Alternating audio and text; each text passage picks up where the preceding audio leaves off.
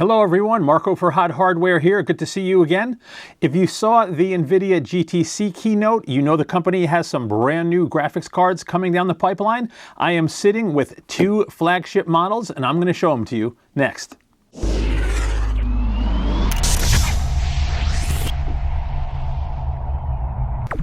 Okay, so full disclosure, today is not review day. I'm not allowed to do full reviews on these cards just yet. I'm just allowed to show them to you.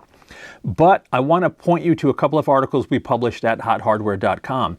So on the day of the GTC keynote, we outlined all of the cards that were announced, including these RTX 4090 series cards and both RTX 4080s that are coming down the pipe, along with a bunch of new tech that NVIDIA announced as well. And then the next day, we had a full Ada Lovelace GPU architecture piece go up where we talk about all of the new features offered by these RTX 40 series GPUs. Now that includes DLSS 3 with AI frame generation, the shader execution reordering, the displaced micro meshes, and opacity micro masks. We also talk about the new cooler design and new PCB design on the Founders Edition cards. So we definitely suggest checking those articles out to lay the foundation for what we're going to show you here today. And with that out of the way, I'm going to jump behind the camera and show you these two beasts.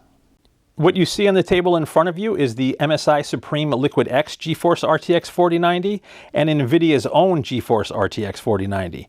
So I'm going to pop open NVIDIA's box first because it's a little different than some traditional retail packaging. It's pretty cool. Check this out.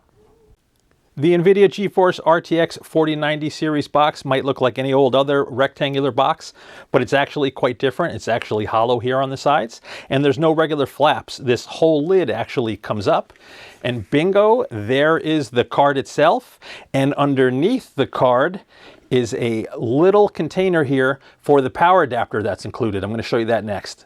By now, I'm sure you've heard of ATX 3 power supplies coming for next-gen graphics cards, but for now, the RTX 4090 includes this adapter, which turns the small 12-pin connector on the card to 4 8-pin PCI Express power connectors. Needless to say, these high-end cards need a lot of juice. Okay, so we know the RTX 4090 includes a different power adapter, but it actually has some similarities to the RTX 3090. Now obviously the PCB is different, the GPU is different, it's a different cooler underneath, but the shrouds are quite similar. The boards are the same length. They're also 3-slot cards, both of them are 3-slot cards. The RTX 4090 is just a little bit taller, maybe about 1/4 of an inch taller. Not sure if that comes across on video. Now obviously in terms of specs though, they're quite different. So let me throw some specs up on the screen. The RTX 4090 and RTX 3090 also share the same amount of memory. They both have 24 gigs of GDDR6 memory attached through a 384-bit interface. But everything else is quite different. So the Ada Lovelace GPUs that power the RTX 40 series are manufactured on a new, more advanced process. They're manufactured on TSMC's 4nm node, and they pack many more transistors. So the AD102 GPU in the 4090 actually packs 76 billion transistors versus 28 billion max on the previous gen. And they also have many more cores.